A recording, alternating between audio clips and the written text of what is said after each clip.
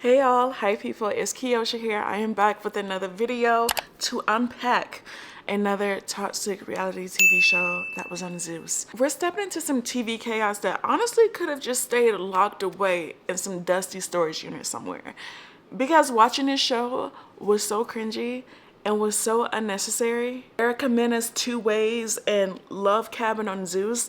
Let me just tell you, when it comes to a dating show, the only person that can do it is Drewski. He is the only one that delivers a little bit of drama, a little bit of chaos, but the perfect comedy combination. He can do it, nobody else can, okay? That's just my opinion. These shows should have never made it out of the pitch meeting. I could have written a better show. Let's start with Love Cabin. Obviously, they were trying to be a Love Island dupe, and it didn't work out so well. But listen, whoever greenlit Love Cabin needs to be questioned gently but firmly. This show is supposed to be this sexy relationship retreat, right? I guess. But instead, it feels like being trapped inside of an uncomfortable Airbnb with a bunch of freaks that you do not know, a bunch of strangers who absolutely have no business being that physically close to each other on a first night. The way Love Island does it is completely more professional, more organized, more structured, put together, and a lot less freaky, so to speak. But I don't know where they got these cast members from. They definitely fit the vibes of whatever the show was going for. The first issue to me was that the vibe was uncomfortable. I could see that some of the women were uncomfortable, especially that one girl, that one white girl. I do not know her name. I don't know any of their names, to be honest, because I just looked at a few episodes.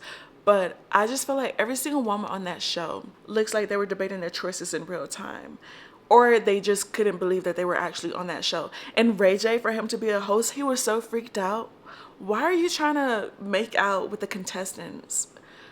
Aren't you married? It makes no sense to me. They probably walked in thinking that it was going to be some cute couples therapy moment. They were going to find their significant other, not thinking that they would be exposed to having to answer all of these questions about their sex lives, having sex on national TV in a ducked out cabin somewhere, and then having to talk about it with their other contestants and then on the camera. Really just walked into like a discount, low budget fantasy that nobody else asked for. And it's really sad. Second issue, Ray J. As I mentioned before, this man is freaked all the way out. And correct me if I'm wrong, he's still married to Princess. I just feel like I like Ray J in a very humorous moment. And sometimes like, what is he actually doing? Cultural way. But like, I liked him on Love and Hip Hop. But him on Love Cabin, it's a no. It is a hell to the fuck no. It's just giving creepy uncle energy, like the one that's always staking out at the barbecue pit. No, because why is he even there? He's doing too much. He's too close. He's too handsy with some of the contestants. He's too smirky. He is way too involved. They could have picked somebody else. Why can't they just pick a woman? And as I've mentioned before, this show is just way too freaky. Like, and when I say freaky, I mean, why is this on TV freaky? It's not romance. It's not intimacy. It's not connection and getting to know one another on a deeper level. Like, I don't even know if they really go on dates or not. If they do, I feel like it still ends up in a lot of kissing, a lot of touching and feeling and groping, like a little bit too much. No wonder it's on Zeus and not any other network. Not to mention, these women are always clapping their cheeks. They're always twerking somewhere. There's always a challenge for them to shake their ass or talk about their favorite sex position. It is more sex forward than romanticized forward. There really is no plot and no purpose or little to no development. Like I said, they just being freaky for the sake of being freaky. And the narrator, oh my goodness, the narrator, y'all. I forget her name, but I think she's like Rick Ross' baby mama, ex-wife. I don't know. I don't know who told her. Well, she is funny, but I don't know who encouraged her to go all out, or if she made her own script, or if they just told her. I don't know if they gave her something to work with and just told her to freestyle from that, but it is painfully inappropriate and very cringy, might I add. Like, I just had to hold my breath a couple of times even watching some of the episodes based off like her narration, and it just wasn't funny to me. Call me a hater, but it just was not funny. Another one of my issues with the show is that there are no real challenges. I wish there were more fun, creative challenges instead of just being freaky, touching each other, kissing each other, or talking about what you would do to somebody in the bed. I wish there were more realistic, good challenges to help people get to know somebody else, to make them want to be a potential partner to somebody else, you know, just stuff that is actually fun. They could have played board games for all I care, but just the freakiness of it all was completely maxed out. You can also tell that it was low budget. I'm really curious as to where they even filmed this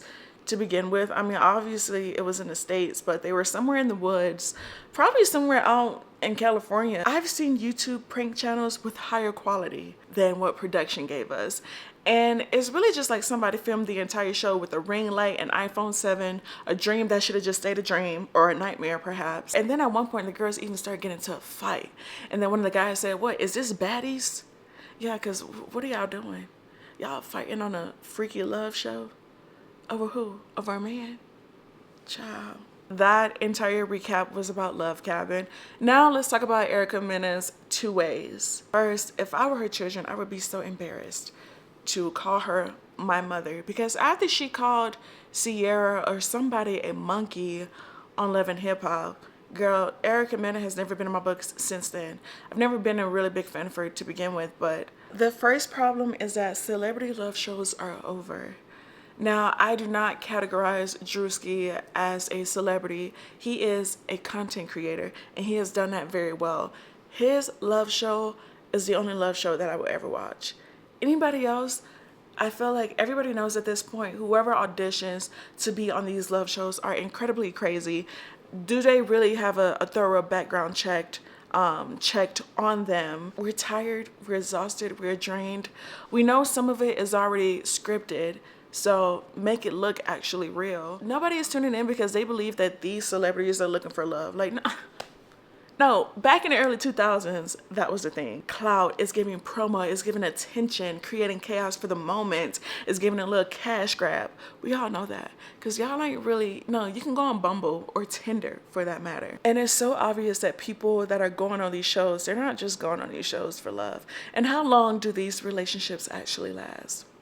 Exactly. They're just trying to gain followers. It's basically a networking event disguised as romance, finding love, so to speak. The second problem is that Erica Mena, she does not need a love show. Sis can afford a dating coach. She can afford a high-end matchmaker.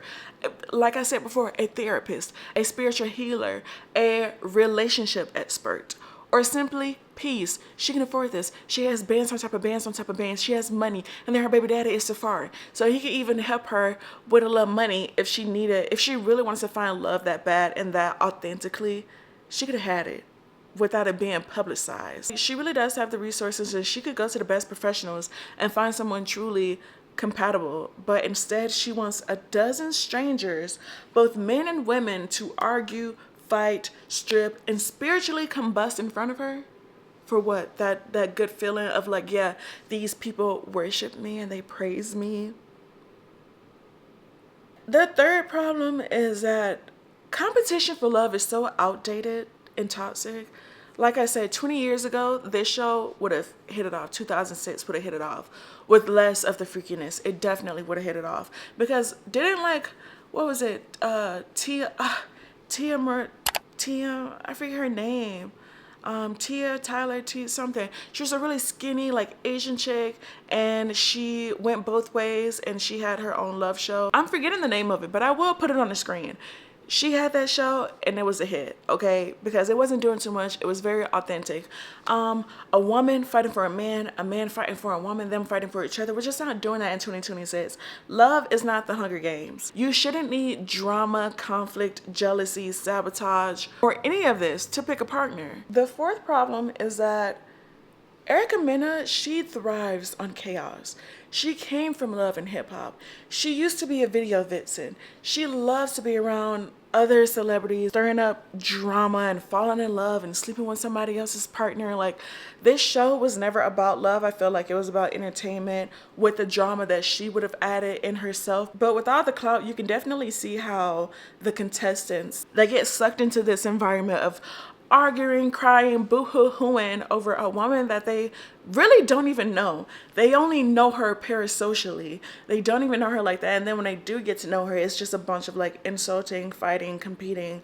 I don't know. I just feel it is so unnecessary. All for a woman who could literally go on a healthy dating journey without inviting 20 people into her emotional tornado. Like, girl, you did not need all of that. I've mentioned this before, but people join for exposure and not for love. Half of that cast is there to get screen time, promote their Instagram, promote their OnlyFans, start beef just for clout, to be a fan's favorite, get a Zeus contract, try to get their own show, or get on other Zeus shows. Like, they're not there to fall in love, to build a connection, to grow romantically. It has never been about that. It is a career opportunity disguised as a soulmate search. You cannot tell me otherwise. I don't know what would be more authentic than them just telling the truth as to why they're on the show. And then obviously they would be kicked off the show for being there for any other reasons. It is just messy without a purpose, because mess for the sake of mess is boring now. Reality TV can be dramatic. It can be meaningful.